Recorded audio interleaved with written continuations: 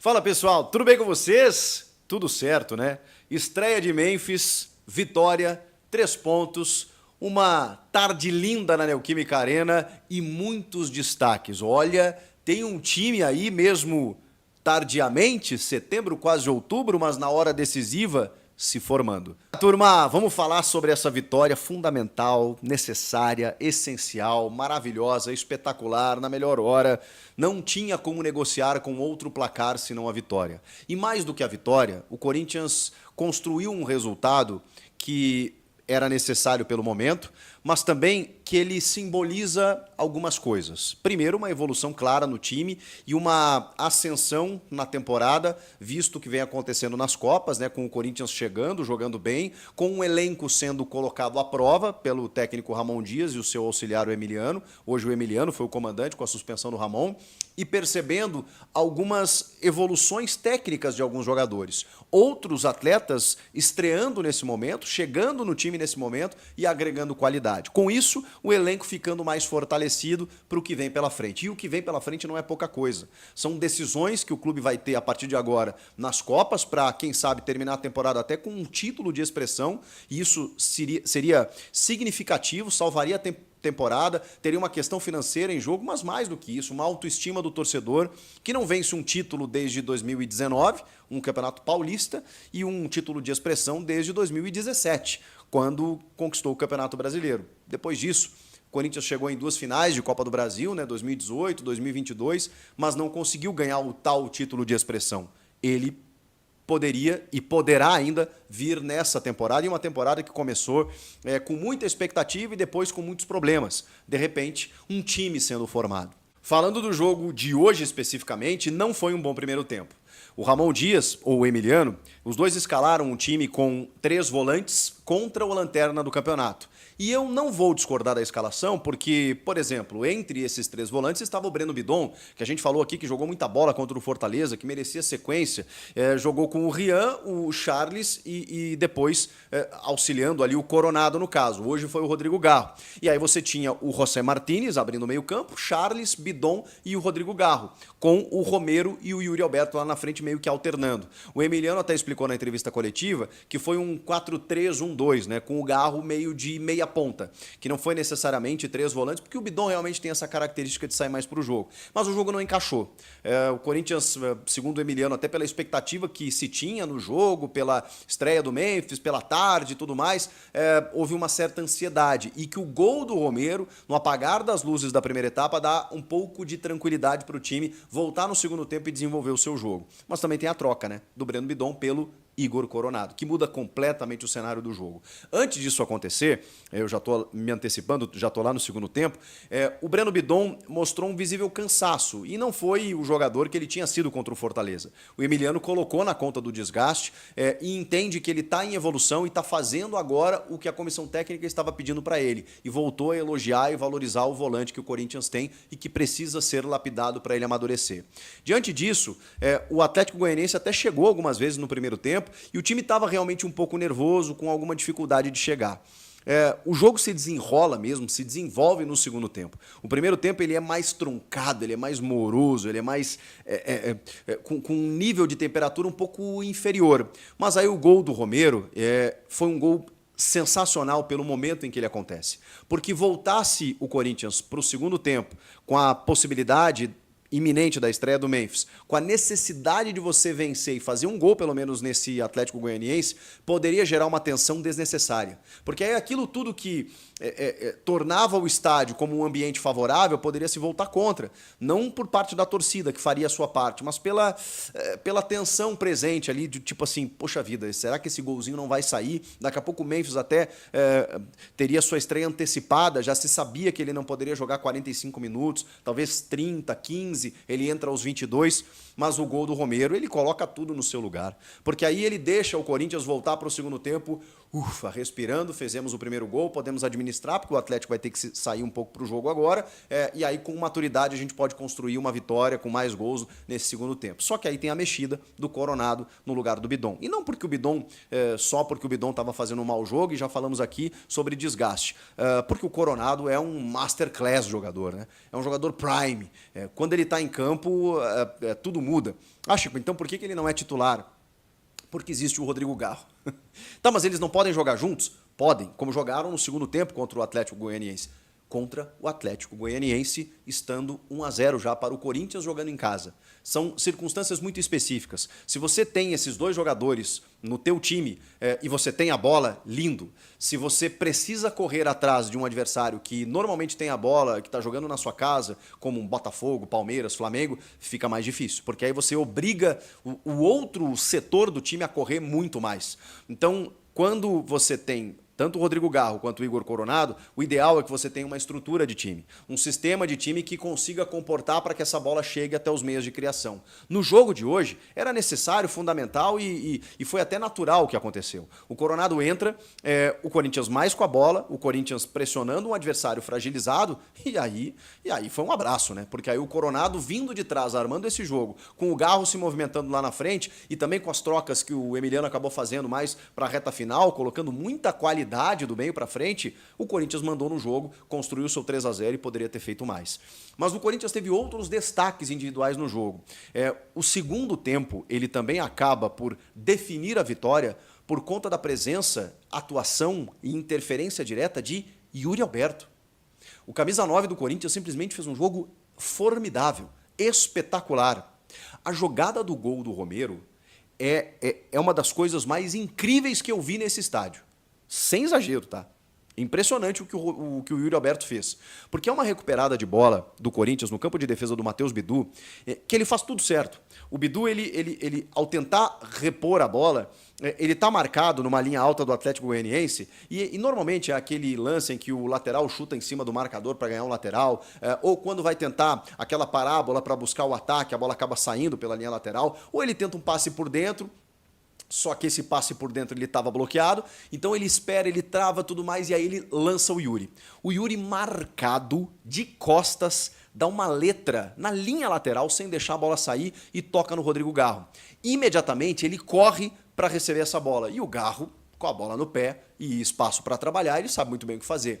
Bola no Yuri no ponto futuro. E é tudo que o Yuri mais gosta. Só que o Yuri fez mais. Porque ele ataca o espaço pelo lado esquerdo, vai ganhando o campo e o Atlético Goianiense, com a defesa desarrumada, tenta marcar o Yuri, ele sai no meio de dois jogadores. Quando ele sai no meio de dois jogadores, ele fica cara a cara com o goleiro, mas ali tem um defensor ainda e o outro que está chegando. O que ele faz? Ele serve o Romero. O Romero inteligentemente dribla o primeiro marcador e chuta. A bola passa pelo goleiro e o Adriano Martins, se eu não me engano, salva quase de dentro do gol o que seria um golaço do Romero. Só que o que acontece? O Yuri segue na jogada, porque a bola não saiu. Ele busca a bola lá na linha de fundo, consegue fazer a proteção, faz o giro em cima do marcador, não deixa a bola sair pela linha de fundo e serve de novo o Romero, que aí pega ela de primeira e faz um golaço, chuta onde a bola teria que entrar, na forquilha, né? Ela bate em cima no travessão, o goleiro Pedro Rangel não conseguiu pegar e a bola vai morrer no fundo da rede.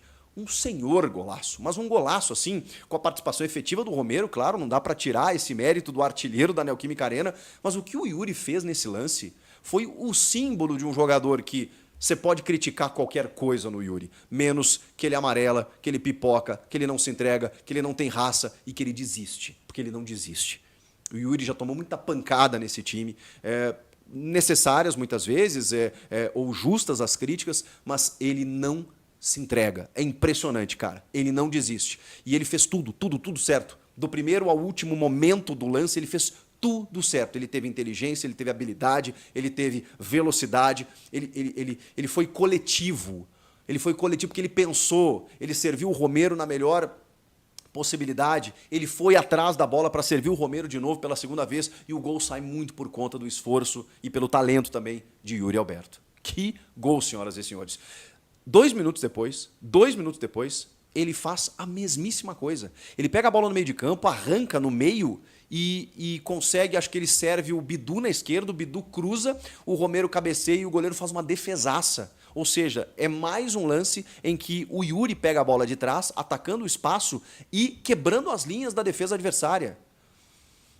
O Yuri, muitas vezes, quando ele tem que finalizar, a gente cobra, né? Caramba, pô, finalizou mal. Quando ele precisa armar o jogo, quando ele constrói para o time, ele é muito importante. O jogo coletivo do Yuri Alberto melhorou de tal forma que eu só posso imaginar que seja influência da comissão técnica. Que talvez a comissão técnica do Ramon e do Emiliano estejam descobrindo uma nova faceta do Yuri. E a gente está vendo isso em campo. É um cara mais coletivo, colaborativo, um cara que dá assistência, um cara que fornece passe, é um cara que joga para o time, é um cara que consegue influenciar no jogo mais do que talvez como um camisa 9.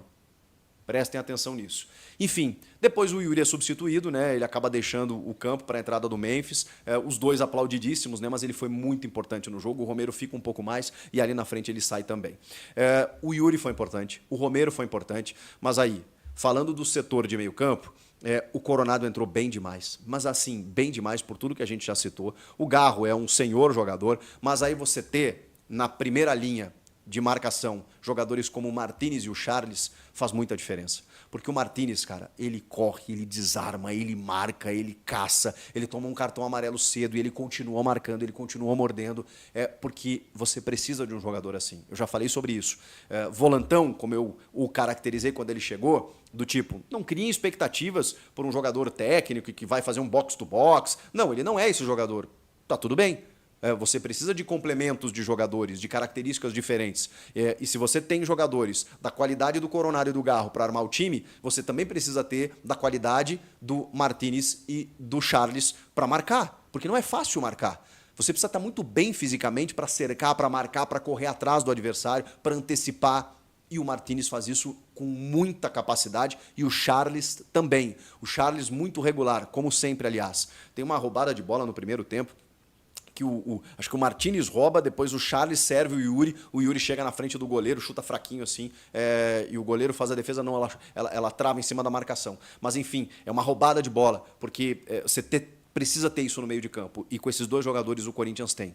Os laterais do Corinthians, Matheus Bidu, jogou uma enormidade o Matheus Bidu, que é titularíssimo hoje, não dá nem para contestar. E o Fagner, não preciso nem dizer, né? O Fagner é só jogar a bola que ele sabe, é só ter a motivação que ele tem agora, nesse momento, acho que com o time oxigenando, novas peças, e ele vendo a possibilidade de ser campeão, que o Fagner voltou. O Fagner voltou. Ufa, porque o Fagner estava largado.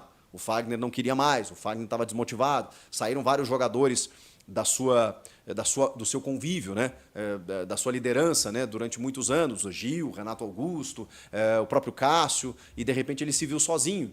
E ele deu uma desmobilizada, mas a comissão técnica, ela acho que foi influente, inclusive na renovação, e isso deu um gás para o Fagner. E hoje ele joga aquilo que ele sabe. Acho até que não chegou no ápice do que ele sabe.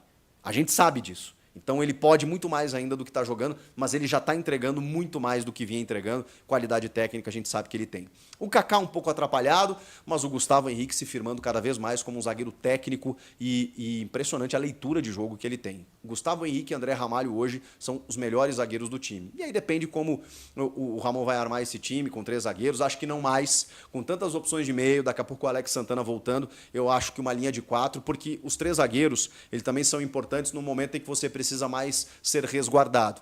Quando você começa a ter mais a bola, ter mais qualidade do meio para frente, é natural que você não precise de 3 zagueiros. Você faz uma linha de 4 e bota mais jogadores do meio para frente, como tem acontecido agora recentemente.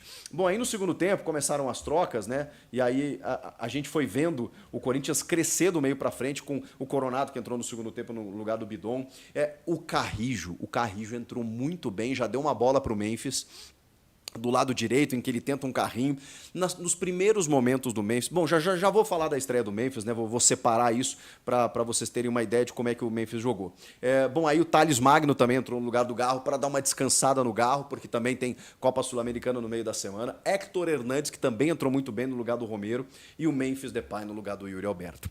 O Memphis, ele visivelmente está fora de combate, fora de ritmo, né? O último jogo dele foi no dia 10 de julho, na Eurocopa, com a seleção da Holanda. Natural que ele esteja com o ritmo e o freio de mão um pouco puxado.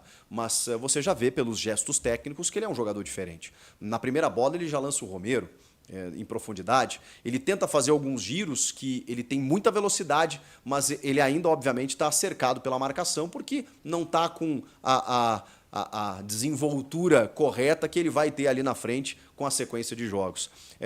Também quase fez um gol no lançamento maravilhoso do Héctor Hernandes, chuta de perna esquerda e o goleiro faz a defesa, e quase chegou naquela bola que eu citei do Carrijo, num cruzamento que veio da direita. Foi um jogador que já deu mais opções do meio para frente, mas que ainda poucos minutos, foi só para celebrar realmente a sua estreia e também para ele soltar um pouco a musculatura. Você vê que ele já sentiu um tornozelo num lance aqui, outro ali, então, natural. Ele precisa se adaptar ao gramado, ao estádio, ao futebol brasileiro, ao jogo, a se reacostumar ao jogo, né? Ficou 2 meses e meio praticamente sem jogar, então era uma estreia programada num jogo em que o Corinthians já estava ganhando, para não depender dele, para ali na frente ele poder render tudo aquilo que ele pode e que ele sabe. Mas importante a gente ver o Memphis Depay, porque se você perceber no terceiro gol, você tem o arranque do Coronado e você tem o Héctor e o Depay fazendo puxando a marcação pelo lado esquerdo. Especialmente o Memphis, que estava mais centralizado, mas ele corre. Quando o Coronado pega a bola, ele corre para atacar o espaço pelo lado esquerdo e desarruma completamente a defesa do Atlético. E aí o passe do Coronado, ele desmonta a linha do Atlético Goianiense, e o Garro também, que está vindo pela direita, ataca o espaço e chega na frente do goleiro para finalizar. E finaliza com toda a sua capacidade técnica, né? Ele nem espera o goleiro se decidir, ele fuzila, queima o goleiro e acaba matando o jogo, fazendo 3-0. O Héctor Hernandes puxa pelo centro, o Memphis puxa pela esquerda, e aí o Garro cruza a linha defensiva do Atlético Goianiense e o Coronado consegue dar um passe que quebra completamente tudo isso. Incrível, hein? Você vê qualidade de construção, você vê jogadores que dão opção, você vê bons finalizadores, você vê jogadores inteligentes para jogar. Esse Héctor Hernandes, ele é muito inteligente. Aí você tem o Memphis, que dispensa comentários, você tem Garro aparecendo na área para finalizar, e você tem jogadores importantes que já estavam aqui, como o Romero e o Yuri Alberto, crescendo também porque o time está crescendo. E, além de tudo, esse contexto que eu falei para vocês do meio-campo, com vários volantes, com marcadores, criadores, construtores e opções da base, como o Bidon e o Rian. E na defesa, boas possibilidades também para o Ramon montar esse time. Ou seja, é um novo Corinthians, que a partir de agora tem tudo para ser mais influente, protagonista e decisivo no que vem pela frente. Mais para frente eu falo sobre a possibilidade que o Corinthians tem, muito boa, de escapar definitivamente dessa zona do rebaixamento, que ainda não conseguiu, mas o importante era vencer, pontuar, se distanciar e nos próximos jogos o Corinthians aí sim respirar, porque aí se volta para as Copas e aí a gente pode ter uma possibilidade muito grande de um título na temporada.